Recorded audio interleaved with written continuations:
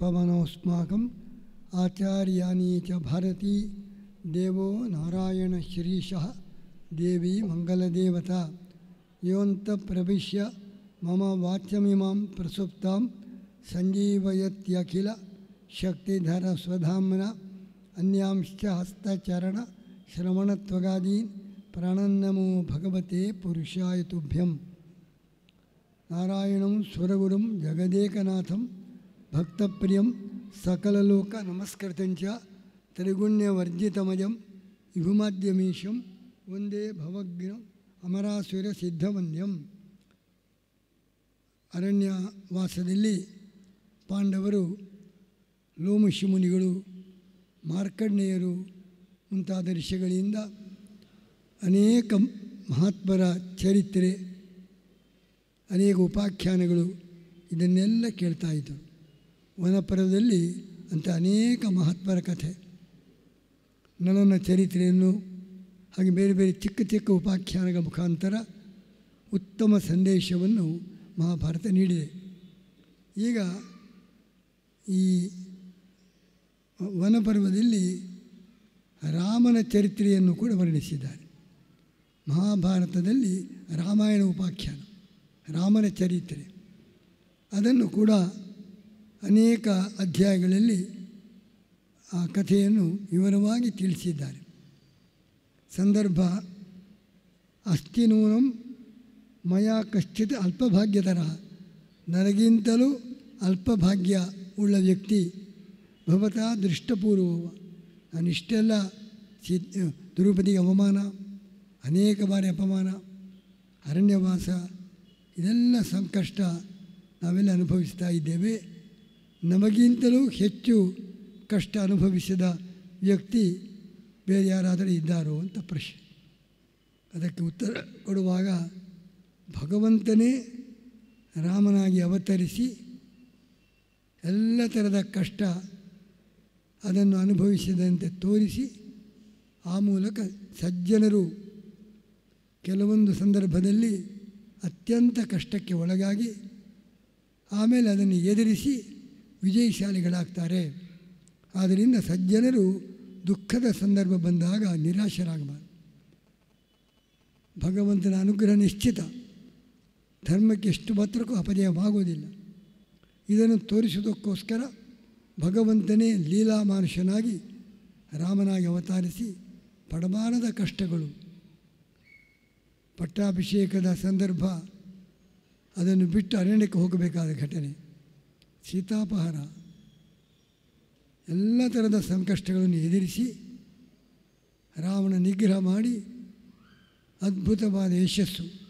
ನಂತರ ಆ ರಾಮನ ಕಥೆಯನ್ನು ಎಲ್ಲರೂ ಹಾಡುವ ರೀತಿಯಲ್ಲಿ ಅದ್ಭುತ ಕಾರ್ಯ ಮಾಡಿದ್ದಾನೆ. ಆ ರಾಮನೇ ದೊಡ್ಡ ಆದರ್ಶ.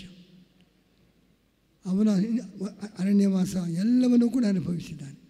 ಸಜ್ಜನರು ಯಾವುದೇ ಕಷ್ಟದ ಸಂದರ್ಭಗಳನ್ನು ಎದುರಿಸಬೇಕು, ಅವರಿಗೆ ಜಯ ಅಂತಿಮವಾಗಿ ಜಯ ಕಟ್ಟಿಟ್ಟದ್ದು ಎಂಬುದನ್ನು ಲೋಕಕ್ಕೆ ತಿಳಿಸೋದಕ್ಕೋಸ್ಕರ ಭಗವಂತನೇ ಅಂಥ ಅವತಾರವನ್ನು ತಾಳಿದ್ದಾನೆ ಎಂಬುದಾಗಿ ಶ್ರೀರಾಮನ ಕಥೆಯನ್ನು ಹೇಳ್ತಾರೆ. ಈ ರಾಮನ ಕಥೆ ಹೇಳುವ ಮುಂಚೆ ಇದರಲ್ಲಿ ನಾನೀಗ ರಾಮಾಯಣದ ಪ್ರವಚನ ನಡೀತಾ ಇದೆ, ವಿಸ್ತಾರವಾಗಿ ವರ್ಣನೆ ಇದೆ. ಮಹಾಭಾರತದಲ್ಲಿರುವ ರಾಮನ ಕಥೆಯನ್ನು ವಿಸ್ತಾರವಾಗಿ ಹೇಳುವುದಿಲ್ಲ. ಆದರೆ ವಾಲ್ಮೀಕಿ ರಾಮಾಯಣಕ್ಕಿಂತ ಅಲ್ಲಿ ಹೇಳದೇ ಇದ್ದ ಒಂದು ಎರಡು ಅಂಶ ಮತ್ತು ಸ್ವಲ್ಪ ರಾಮಾಯಣಕ್ಕೂ ಮಹಾಭಾರತದ ರಾಮಾಯಣಕ್ಕಿರುವಂಥ ಕೆಲವು ವ್ಯತ್ಯಾಸ, ಅದನ್ನು ಆಚಾರ್ಯರು ಹೇಗೆ ಮಹಾಭಾರತ ತಾತ್ಪರ್ಯ ನಿರ್ಣಯದಲ್ಲಿ ಸರಿಪಡಿಸಿದ್ದಾರೆ. ರಾಮಾಯಣದ ಕೆಲವು ಘಟನೆಗೂ ಮಹಾಭಾರತದಲ್ಲಿ ವರ್ಣಿಸಿದ ಘಟನೆಗೂ ವ್ಯತ್ಯಾಸ ಇದೆ. ಅದನ್ನು ಹೇಗೆ ಆಚಾರ್ಯರು ಸಮನ್ವಯ ಮಾಡಿದ್ದಾರೆ, ಇದೊಂದು ವಿಷಯ. ಆಮೇಲೆ ಅಲ್ಲಿ ಹೇಳದೇ ಇದ್ದ ಒಂದು ಸಣ್ಣ ಘಟನೆ, ಅದನ್ನು ಮಾತ್ರ ಹೇಳ್ತೇನೆ ಇವತ್ತು ಮತ್ತು ನಾಳೆ. ರಾಮಾಯಣದ ಹೆಚ್ಚಿನ ಪ್ರವಚನ ಅದು ಬೇರೆ ರಾಮಾಯಣ ಪ್ರವಚನ ಪ್ರತ್ಯೇಕವಾಗಿ ನಡುವೆ ಪ್ರಯುಕ್ತ, ಅದನ್ನು ಹೇಳದೆ ಸ್ವಲ್ಪ ವ್ಯತ್ಯಾಸ ಇದ್ದ ಭಾಗ ಮಾತ್ರ ತಿಳಿಸ್ತಾ ಇದ್ದೀವಿ. ಒಂದು ಅಪೂರ್ವವಾದ ಸಂಗತಿಯನ್ನು ಮಹಾಭಾರತದಲ್ಲಿ ಹೇಳಿದ್ದಾರೆ. ರಾವಣ, ಕುಂಭಕರ್ಣ, ವಿಭೀಷಣ ಅವರೆಲ್ಲ ಸಹೋದರರು. ಈ ವಿಷಯ ಎಲ್ಲರಿಗೂ ಗೊತ್ತಿದೆ. ಅವರೆಲ್ಲರೂ ಕೂಡ ತಪಸ್ಸು ಮಾಡಿದರು. ತಪಸ್ಸು ಮಾಡಿ ಅವರು ಕೇಳಿದ ವರ. ಇದರಲ್ಲಿ ನಾವು ತಿಳಿಯಬೇಕಾದ ಒಂದು ವಿಶೇಷವಾದ ಸಂಗತಿ, ಅದು ರಾಮಾಯಣದಲ್ಲಿ ಹೇಳಿಲ್ಲ, ಇಲ್ಲಿ ಅದನ್ನು ನಿರೂಪಿಸಿದ್ದಾರೆ. ರಾವಣ, ಕುಂಭಕರ್ಣ, ವಿಭೀಷಣ ಮೂವರು ಕೂಡ ಒಬ್ಬನೇ ತಂದೆಯ ಮಕ್ಕಳು. ಆದರೆ ರಾವಣ ರಜೋಗುಣ, ಕುಂಭಕರ್ಣ ತಾಮಸ ಪ್ರವೃತ್ತಿ, ಆಲಸ್ಯ, ನಿದ್ದೆ. ರಾವಣ ರಜೋಗುಣ ಮತ್ತು ಅಹಂಕಾರ, ಮತ್ತೊಬ್ಬರ ಮೇಲೆ ಆಕ್ರಮಣ, ಅವರನ್ನು ಇದ್ದದ್ದನ್ನು ಬಲಾತ್ಕಾರವಾಗಿ ಅಪಹಾರ ಮಾಡಿದ್ದು, ಈ ಥರದ ರಾಜಸ ಪ್ರವೃತ್ತಿ, ಕೋಪ, ಅಹಂಕಾರ, ಆಕ್ರಮಣ. ಕುಂಭಕರ್ಣ ಯಾವಾಗಲೂ ನಿದ್ದೆ. ಅವನ ನಿದ್ದೆ ನೋಡಿ ರಾವಣಿಗೊಮ್ಮೆ ಆಶ್ಚರ್ಯ ಆಗ್ತದೆ. ಎಂತೆಂಥ ಸಂದರ್ಭ ಬಂದರೂ ಒಳ್ಳೆ ನಿದ್ದೆ ಮಾಡ್ತಾ ಇದ್ದಿ, ನನಗಿಂಥ ನಿದ್ದೆ ಬರುವುದೇ ಇಲ್ಲ, ಇನ್ನು ಮಹಾಪುಣ್ಯಶಾಲಿ ಅಂತ ಒಮ್ಮೆ ಕುಂಭಕರ್ಣನನ್ನು ರಾವಣನೇ ಹೊಗಳ್ತಾ ಇದ್ದಾನೆ. ಒಳ್ಳೆ ನಿದ್ದೆ ಮಾಡ್ತಾಯಿದ್ದೆ, ಲಂಕೆಗೆ ಇಂಥ ದುರವಸ್ಥೆ ಬಂದಿದೆ, ರಾಮನ ಆಕ್ರಮಣ, ಆರಾಮವಾಗಿ ನಿದ್ದೆ ಮಾಡ್ತಾಯಿದ್ದಿ, ನಿನ್ನ ನೋಡಿ ಹೊಟ್ಟೆಗಿಚ್ಚಾಗ್ತಾ ಇದೆ, ನನಗೆ ಇಷ್ಟು ಚೆನ್ನಾಗಿ ನಿದ್ದೆ ಬರ್ತಾ ಇಲ್ಲ. ಯಾವಾಗಲೂ ನಿದ್ದೆ, ಭೋಗ ಪ್ರವೃತ್ತಿ. ಇದೇ ಕುಂಭಕರ್ಣ, ತಾಮಸ ಪ್ರವೃತ್ತಿ. ಇಬ್ಬರ ವಿರುದ್ಧವಾಗಿ ವಿಭೀಷಣ ಸಾತ್ವಿಕತನ, ಧರ್ಮನಿಷ್ಠೆ, ಭಗವದ್ಭಕ್ತಿಯಲ್ಲಿ ಮಾದರಿ, ಆದರ್ಶ. ನಮ್ಮ ಶರೀರದಲ್ಲಿ ಮೂರೂ ಇದೆ, ಸತ್ವಗುಣ, ರಜೋಗುಣ, ತಮೋಗುಣ. ನಮ್ಮ ದೇಹದಲ್ಲಿ ಪ್ರತಿಯೊಬ್ಬರಲ್ಲಿ ಮೂರು ಇದೆ. ಈ ರಾವಣ, ಕುಂಭಕರ್ಣ, ವಿಭೀಷಣ ಒಬ್ಬರೇ ತಂದೆಯ ಮಕ್ಕಳು, ಮೂವರ ಪ್ರವೃತ್ತಿ ಬೇರೆ. ಸತ್ವಗುಣ, ರಜೋಗುಣ, ತಮೋಗುಣದ ಪ್ರತಿನಿಧಿಗಳು. ನಮ್ಮ ಜೀವನದಲ್ಲಿ ಮೂರೂ ಇದೆ, ಅದರ ಪ್ರತಿನಿಧಿಗಳಾಗಿ ಅವರು ಆ ಥರದ ವರ್ತನೆ ಮಾಡಿದರು. ಅದರಲ್ಲಿ ರಾವಣ ತಪಸ್ಸು ಮಾಡಿದ. ತಪಸ್ಸು ಮಾಡಿದರೆ ವರ ಕೇಳು ಅಂತ. ಅಮರತ್ವ, ನನಗೆ ಮರಣವೇ ಬರಬಾರದು, ಯಾರಿಂದಲೂ ಮರಣ ಬರಬಾರದು, ಆ ವರ ಕೊಡು ಅಂತ ರಾಮನ ಕೇಳಿದ. ಆಗ ಬ್ರಹ್ಮದೇವರು ಹೇಳ್ತಾರೆ, ಅದೆಲ್ಲ ನಾನು ಕೊಡುವ ಕ್ರಮ ಇಲ್ಲ, ಅಮರತ್ವ ಬೇಕು, ಯಾರಿಂದಲೂ ಮರಣ ಬಾರದು, ಈ ವರನ ಕೇಳಿದ್ರು ನಾನು ಕೊಡುವುದಿಲ್ಲ, ಇದು ಕೊಡುವಂಥ ವರವೇ ಅಲ್ಲ, ಅಮರತ್ವ ಬಿಟ್ಟು ಮತ್ತೇನಾದರೂ ಕೇಳು, ಯಾರಿಂದಲೂ ಮರಣ ಬಾರದು ಅಂತ ವರ ಕೇಳಿದ್ರೆ ನಾನು ಕೊಡುವುದಿಲ್ಲ. ಬ್ರಹ್ಮದೇವರು ಅದನ್ನು ತಿರಸ್ಕಾರ ಮಾಡಿದರು. ಆಗ ಅವನು ಕೇಳಿದ, ಹಾಗಾದರೆ ದೈತ್ಯರು, ರಾಕ್ಷಸರು ಎಲ್ಲ ಅತ್ಯಂತ ಪ್ರಚಂಡ ಶಕ್ತಿ ಉಳ್ಳವರು ಯಾರು, ದೇವತೆಗಳು, ಯಕ್ಷ, ರಾಕ್ಷಸ ಭಾರಿ ಪ್ರಬಲರು, ಅವರು ಯಾರಿಂದಲೂ ಮರಣ ಬರಬಾರದು. ಅಷ್ಟು ಶಕ್ತಿ ಬಂದರೆ ಮಾನವರು, ಪಶುಗಳು ಲೆಕ್ಕಕ್ಕೆ ಇಲ್ಲ ಎಂಬ ದೃಷ್ಟಿಯಿಂದ ಅಮರತ್ವದ ಬದಲು ಅಮರತ್ವ ಪಡೆಯಬೇಕು, ಅದಕ್ಕೋಸ್ಕರ ಪರ್ಯಾಯವಾಗಿ ಈ ವರ ಕೇಳಿದ. ದೇವ, ಅಸುರ, ಯಕ್ಷ, ರಾಕ್ಷಸ ಅತ್ಯಂತ ಬಲಶಾಲಿಗಳಾಗಿ ಪ್ರಪಂಚದಲ್ಲಿ ಯಾರಿದ್ದಾರೆ ಅವರು ಯಾರಿಂದಲೂ ಮರಣ ಬರಬಾರದು ಅಂತ. ಆಯಿತು ಅಂತ ಕೊಟ್ಟ. ಕುಂಭಕರ್ಣ ಅವನು ದೊಡ್ಡ ವರ ಕೇಳಬೇಕಿತ್ತು. ಅವನು ತಾಮಸ ಸ್ವಭಾವ, ತಪಸ್ಸು ಮಾಡಿ ಭಾರಿ ಆಯಾಸ ಆಗಿತ್ತು.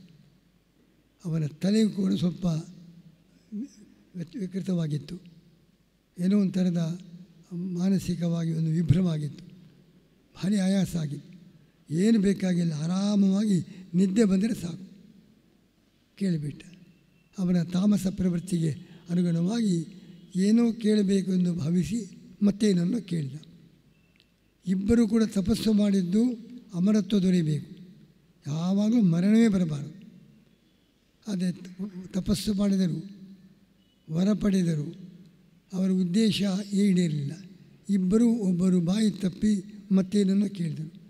ಮತ್ತು ಅವರು ಭಾರಿ ಕಂಡೀಷನ್ ಹಾಕಿ ಅವರಿಂದ ಸಾಯಬಾರದು, ಇವರಿಂದ ಸಾಯಬಾರದು ಅಂತ ಹೇಳಿ ಪರ್ಯಾಯವಾಗಿ ಅಮರತ್ವ ಬರಬೇಕು ಅಂತ ಇಬ್ಬರು ತಪಸ್ಸು ಮಾಡಿದರು, ಇಬ್ಬರು ವರ ಪಡೆದರು.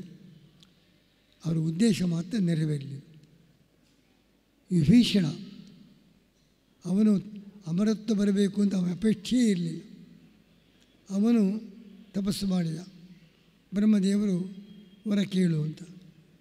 ಅವನು ಕೇಳಿದ ವರ, ನನಗೆ ಯಾವ ಸಂದರ್ಭದಲ್ಲಿಯೂ ಕೂಡ ಧರ್ಮನಿಷ್ಠೆ ಚ್ಯುತವಾಗಬಾರದು. ಅವನು ಕೇಳ್ತಾನೆ,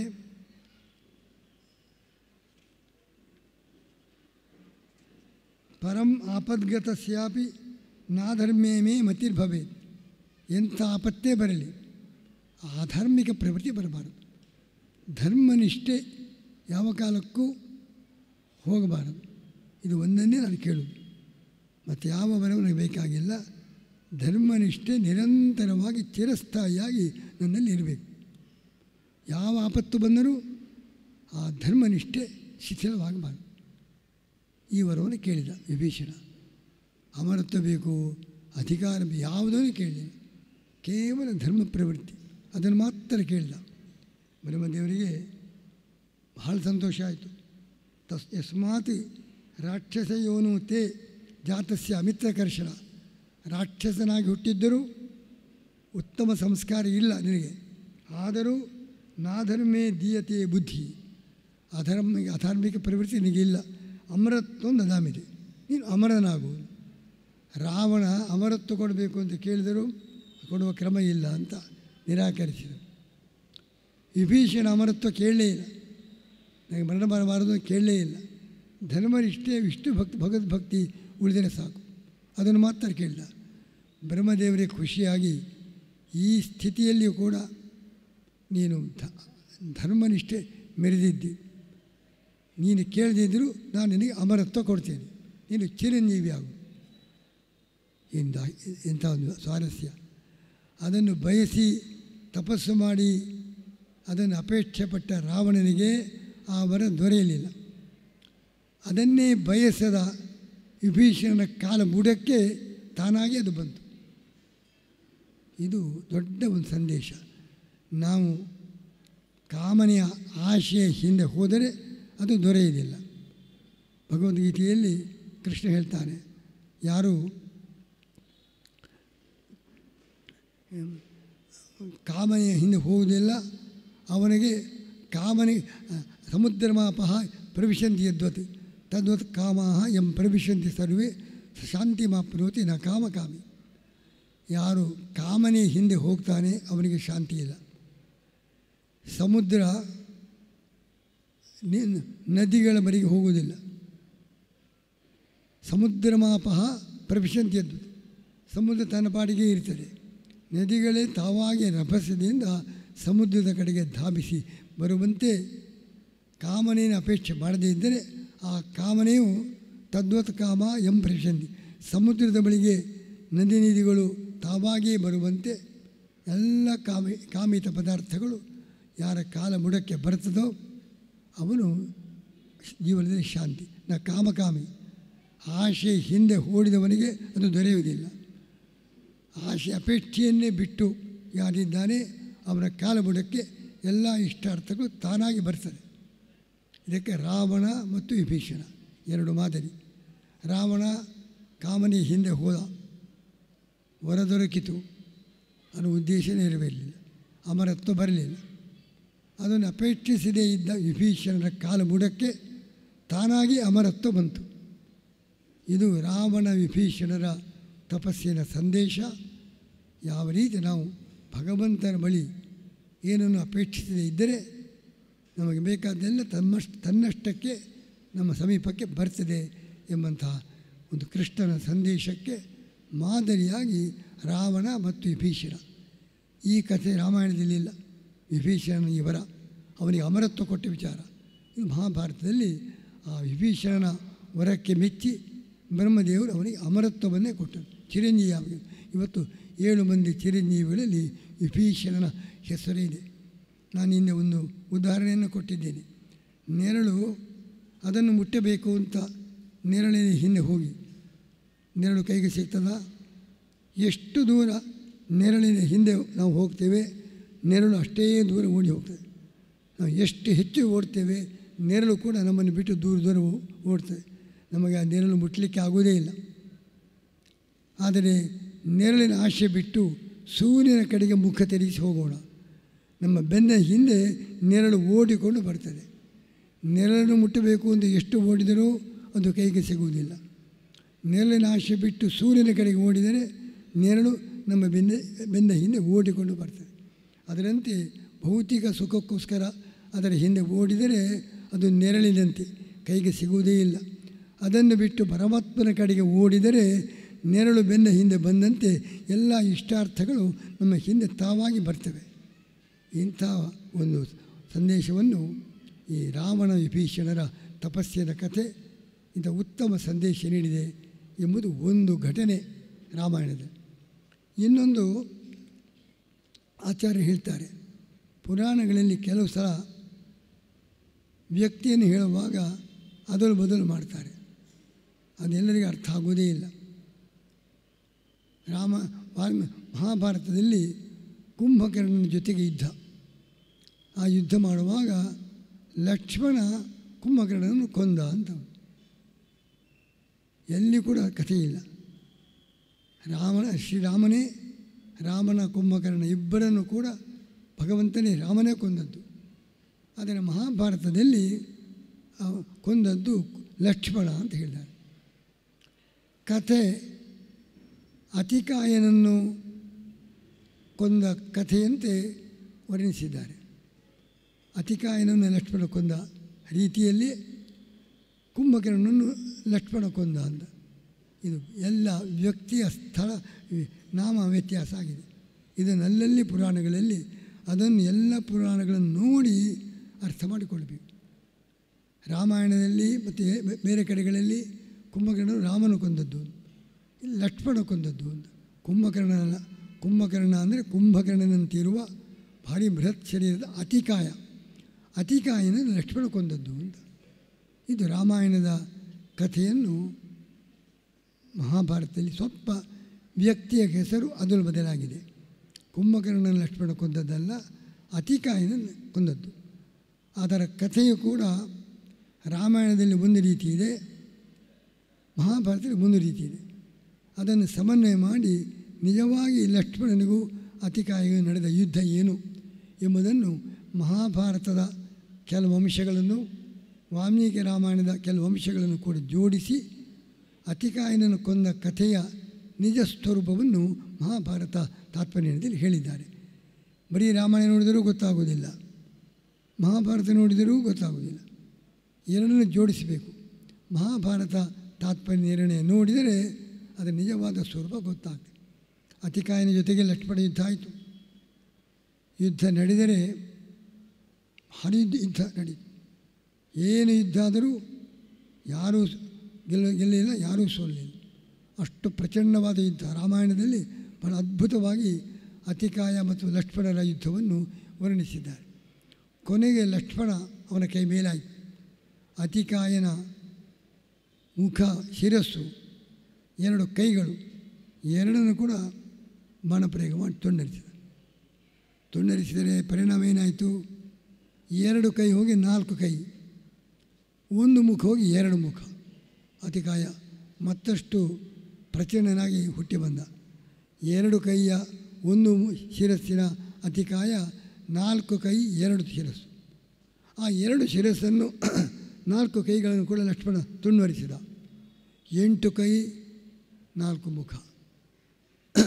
ತುಂಡರಿಸಿದಷ್ಟು ಅವನ ಮುಖ ಹೆಚ್ಚಾಯಿತು, ಕೈಗಳು ಹೆಚ್ಚಾಯಿತು. ಲಕ್ಷ್ಮಣಿಗೆ ಭಾರೀ ದೊಡ್ಡ ತಲೆನೋವು. ಕೊಂದಷ್ಟು ಅವನ ತಲೆಗಳು ಅವನ ಕೈಗಳು ಹೆಚ್ಚಾಗ್ತಾ ಇವೆ. ಇದು ವಾಲ್ಮೀಕಿ ರಾಮಾಯಣದಲ್ಲಿ ಇಲ್ಲ, ಮಹಾಭಾರತದಲ್ಲಿ ಉಂಟು. ಅದು ಕುಂಭಕರ್ಣನ ಕೊಂದ ಘಟನೆ ಅಂತ. ಕುಂಭಕರ್ಣನ ಅತಿಕಾಯ ಅದನ್ನು ತಾತ್ಪರ್ಯದಲ್ಲಿ ಹೇಳಿದ್ದಾರೆ. ಲಕ್ಷ್ಮಣಿಗೆ ದೊಡ್ಡ ಸಮಸ್ಯೆ. ಎಷ್ಟು ಬಾಣ ಪ್ರಯೋಗ ಮಾಡಿದರೂ ಕೈಗಳನ್ನು ಕತ್ತರಿಸ್ತಾ ಇದ್ದ, ತಲೆಯನ್ನು ಕತ್ತರಿಸ್ತಾ ಇದ್ದ. ಅದು ಎರಡೂ ಬೆಳೀತಾ ಹೋದು. 8, 16, 32 ತಲೆಗಳು, ಹಾಗೆ 64 ಕೈಗಳು. ಏನು ಮಾತು ಕೊಂದಷ್ಟು ಅತಿಕಾಯಿ ಬೆಳೀತಾ ಇದೆ. ದೊಡ್ಡ ಸಮಸ್ಯೆ. ಈ ಸಮಸ್ಯೆ ಲಕ್ಷ್ಮಣಿಗೆ ಮಾತ್ರ ಅಲ್ಲ, ನಮಗೂ ಇದೇ ಸಮಸ್ಯೆ. ನಾವೆಲ್ಲ ಪಾಪಕರ್ಮ ಮಾಡ್ತೇವೆ. ಪರಿಹಾರ ಮಾಡಲಿಕ್ಕೆ ಮತ್ತೊಂದು ಒಳ್ಳೆಯ ಕೆಲಸ ಮಾಡ್ತೇವೆ. ಅದು ಮಾಡುವಾಗಲೂ ಕೆಲವು ಪಾಪ ಸಂಭವಿಸ್ತದೆ. ಹೀಗಾಗಿ ನಮ್ಮ ಪಾಪಕರ್ಮವನ್ನು ಅನುಭವಿಸಿ ಮುಗಿದಾಗ, ಒಂದು ಪಾಪಕರ್ಮವನ್ನು ಅನುಭವಿಸಿದಾಗ 2 ಪಾಪಗಳು ಉಂಟಾಗ್ತವೆ. ಅದನ್ನು ಅನುಭವಿಸಿ ನಾವು ಮುಗಿಸಬೇಕು. ಕರ್ಮವನ್ನು ನಾವು ಪಾಪ ಪುಣ್ಯ ಯಾವುದಾಗಲಿ ಅದು ಖರ್ಚಾಗಬೇಕಾಗಿದೆ, ಅನುಭವಿಸಬೇಕು, ಅದರ ಫಲ ಅನುಭವಿಸಬೇಕು. ಒಂದು ಕರ್ಮದ ಪಾಪದ ಫಲ ಅನುಭವಿಸುವಾಗ 2 ಪಾಪಗಳು ಹೆಚ್ಚಾಗ್ತದೆ. ಅದನ್ನು ಅನುಭವಿಸಿದಾಗ ಮತ್ತು 4 ಪಾಪ. ಅನುಭವಿಸಿದಷ್ಟು ಅತಿಕಾಯನ ತಲೆ ಮತ್ತು ಕೈ ಅದನ್ನು ತುಂಡು ಮಾಡಿದಷ್ಟು ಅದು ಬೆಳೆದಂತೆ ನಮ್ಮ ಜೀವನದಲ್ಲಿ ನಾವೆಲ್ಲ ಪಾಪಕರ್ಮ ಮಾಡ್ತೇವೆ. ಅದನ್ನು ಅನುಭವಿಸಿ ಮುಗಿಸಿದರೆ ಮತ್ತೆ ಹೆಚ್ಚಾಗ್ತದೆ. ನಿಮಿಷಕ್ಕೆ ನಮ್ಮಿಂದ ಪಾಪಕರ್ಮ ಹೆಚ್ಚೆಚ್ಚು ಬೆಳೀತಾ ಇದೆ. ಹೀಗಾಗಿ ನಾವು ಮಾಡತಕ್ಕಂಥ ಪಾಪಕರ್ಮವನ್ನು ಕೆಲವರೆಲ್ಲ ಏನು ಪಾಪ ಮಾಡಿದರೂ ಅನುಭವಿಸಿಯೇ ತಿನ್ನಬೇಕು. ಅನುಭವಿಸಿದರೆ ಒಂದು ಖರ್ಚಾಗುವುದಿಲ್ಲ. ಅನುಭವಿಸಿದಷ್ಟು ಅದು ಅತಿಕಾಯನಂತೆ ಬೆಳೀತಾ ಇದೆ. ಅನುಭವಿಸಿ ಅದನ್ನು ಮುಗಿಸುವುದು ಹೇಗೆ? ದೊಡ್ಡ ಸಮಸ್ಯೆ ವೇದಾಂತದಲ್ಲಿ. ತಾರ್ಕಿಕರು, ಕೆಲವು ದಾರ್ಶನಿಕರು ಯಾವ ಕರ್ಮವೂ ಕೂಡ ಅದರ ಫಲ ಅನುಭವಿಸಲೇಬೇಕು. ಅನುಭವಿಸಿದೆ ನಾ ಭುಕ್ತಂ ಕ್ಷೀಯತೆ ಕರ್ಮ. ಫಲವನ್ನು ಅನುಭವಿಸಿದೆ ಅದನ್ನು ಮುಗಿಸಲಿಕ್ಕೆ ಸಾಧ್ಯವಿಲ್ಲ. ಒಂದು ಕರ್ಮದ ಫಲ ಅನುಭವಿಸುವಾಗ 10 ಕೆಟ್ಟ ಕರ್ಮ ಆಗ್ತದೆ. ಅದರ ಫಲ ಅನುಭವಿಸುವಾಗ 100 ಆಗ್ತದೆ. ಕರ್ಮವನ್ನು ಫಲ ಅನುಭವಿಸಿದಷ್ಟು ಕರ್ಮಗಳು ಬೆಳೆದು ಅತಿಕಾಯನ ತಲೆ ಬೆಳೆದಂತೆ ಈ ಪಾಪಕರ್ಮಗಳು ಬೆಳೀತಾ ಹೋಗ್ತದೆ. ಏನು ಮಾಡಬೇಕು? ಈ ಸಮಸ್ಯೆ ಲಕ್ಷ್ಮಣನಿಗೆ ಅತಿಕಾಯನನ್ನು ಎದುರಿಸುವ ಸಮಸ್ಯೆ. ನಮಗೆ ನಮ್ಮ ಜೀವನದ ಅತಿಕಾಯಗಳು, ದೊಡ್ಡ ದೊಡ್ಡ ರಾಕ್ಷಸರು, ಪಾಪಗಳನ್ನು ಅನುಭವಿಸಿ ಮುಗಿಸುವುದು ಹೇಗೆ? ಅನುಭವಿಸಿದಷ್ಟು ಹೊಸ ಪಾಪಕರ್ಮಗಳು ಹುಟ್ಟುತ್ತವೆ. ಅದನ್ನು ಅನುಭವಿಸಿ ಮುಗಿಸುವಾಗ ಮತ್ತೆ ಹೊಸ ಕರ್ಮಗಳು. ಇದರ ಪರಿಹಾರ ಏನು? ಅದಕ್ಕೆ ಅಲ್ಲಿ ಲಕ್ಷ್ಮಣನಿಗೆ ಆ ಶರೀರವಾಣಿ ಆಯಿತು. ನೀನು ಈ ರೀತಿಯಾಗಿ ಮುಗಿಸಲಿಕ್ಕೆ ಸಾಧ್ಯವಿಲ್ಲ. ಅವನ ಹೃದಯಕ್ಕೆ ಬ್ರಹ್ಮಾಸ್ತ್ರ ಬಿಡು. ಬ್ರಹ್ಮಾಸ್ತ್ರ ಪ್ರಯೋಗ ಮಾಡಿದರೆ ಏಕದಂ 100 ತಲೆಗಳು ಎಲ್ಲ ಕೈಗಳು ಸಮೇತ ಅತಿಕಾಯನ ಅವನು ಸುಟ್ಟು ಹೋಗ್ತಾನೆ. ಬೇರೆ ಅಸ್ತ್ರಗಳ ಪ್ರಯೋಗ ಮಾಡಿ ತಲೆ ಕೈಗಳನ್ನು ಕತ್ತರಿಸಿ ಅದು ಮುಗಿಯುವುದಲ್ಲ, ಅವನ ಹೃದಯಕ್ಕೆ ಬ್ರಹ್ಮಾಸ್ತ್ರ ಪ್ರಯೋಗ ಮಾಡು, ಅತಿಕಾಯನ ಕತೆ ಮುಗಿಯುತ್ತದೆ ಅಂತ ಬ್ರಹ್ಮಾಸ್ತ್ರ ಪ್ರಯೋಗ ಮಾಡಿದ. ಅತಿಕಾಯ ಸತ್ತ. ಇದು ಭಾರತದಲ್ಲಿರುವ ಕಥೆ. ಅದು ಆಚಾರ್ಯ ತಾತ್ಪರ್ಯದಲ್ಲಿ. ನಮಗಾಗಿ ಎಲ್ಲ ಪಾಪಕರ್ಮ ಅನುಭವಿಸಿ ಮುಗಿಸಲಿಕ್ಕೆ ಸಾಧ್ಯವೇ ಇಲ್ಲ. ಅದಕ್ಕೆ ಒಂದು ಉಪಾಯ.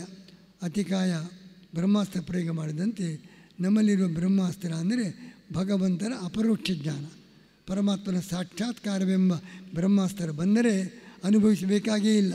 ಎಲ್ಲ ಕರ್ಮಗಳು ಕೂಡ ಒಮ್ಮೆಲೆ ನಾಶ ಆಗಿಬಿಡ್ತದೆ. ಇಂಥ ಒಂದು ಸಾಮರ್ಥ್ಯ ಲಕ್ಷ್ಮಣನ ಬ್ರಹ್ಮಾಸ್ತ್ರ ಇದ್ದಂತೆ ನಮ್ಮ ಸಾಧನೆಯಲ್ಲಿ ಬ್ರಹ್ಮಾಸ್ತ್ರ ಅಂದರೆ ಅದು ಅಪರೋಕ್ಷ ಜ್ಞಾನ. ಭಗವಂತನ ಸಾಕ್ಷಾತ್ಕಾರ ಪಡೆದರೆ ಎಷ್ಟೇ ಕರ್ಮಗಳಿರಲಿ ಅದನ್ನು ಅನುಭವಿಸಬೇಕಾಗಿಲ್ಲ, ಒಮ್ಮೆಲೆ ಅದೆಲ್ಲ ನಾಶವಾಗ್ತದೆ ಎಂಬುದಾಗಿ ಶ್ರೀಮದಾಚಾರ್ಯರು ಒಂದು ಸಂದೇಶ ಕೊಟ್ಟಿದ್ದಾರೆ. ಇದು ಅತಿಕಾಯನ ಕಥೆ. ಆಚಾರ್ಯರು ಮಹಾಭಾರತ, ತಾತ್ಪರ್ಯ, ರಾಮಾಯಣ ಸೇರಿಸಿ ನಿಜವಾದ ಅತಿಕಾಯನ ಕಥೆಯನ್ನು ಹೇಳಿದ್ದಾರೆ. ಅದರ ಸಂದೇಶ ನಮ್ಮ ಜೀವನದಲ್ಲಿ ಎಷ್ಟೇ ದುಷ್ಕರ್ಮಗಳನ್ನು ಅನುಭವಿಸಿ ಮುಗಿಸಲಿಕ್ಕೆ ಸಾಧ್ಯವಿಲ್ಲ. ಪರಮಾತ್ಮನ ಸಾಕ್ಷಾತ್ಕಾರದಿಂದಲೇ ನಾವು ಎಷ್ಟು ಕೆಟ್ಟ ಕರ್ಮ ಮಾಡಿದರೂ ಅದನ್ನೆಲ್ಲ ನಾಶಪಡಿಸಬಹುದು ಎಂಬಂತಹ ಸಂದೇಶ ಅತಿಕಾಯ ವಧೆಯಲ್ಲಿ ಅಡಗಿದೆ ಎಂಬುದಾಗಿ ಮಹಾಭಾರತದ, ರಾಮಾಯಣದ 2 ಸಂದೇಶ. ಒಂದು ರಾವಣ ವಿಭೀಷಣರ ತಪಸ್ಸಿನ ಸಂದೇಶ, ಒಂದು ಲಕ್ಷ್ಮಣನು ಮಾಡಿದ ಅತಿಕಾಯದ ವಧೆ. ಇದು 2 ಕೂಡ ಇಂಥ ಉತ್ತಮ ಸಂದೇಶವನ್ನು ನಮಗೆ ನೀಡ್ತಾ ಇದೆ ಎಂಬಲ್ಲಿಗೆ ಇವತ್ತಿನ ಪ್ರವಚನವನ್ನು ಮುಗಿಸ್ತಾ ಇದ್ದೇವೆ.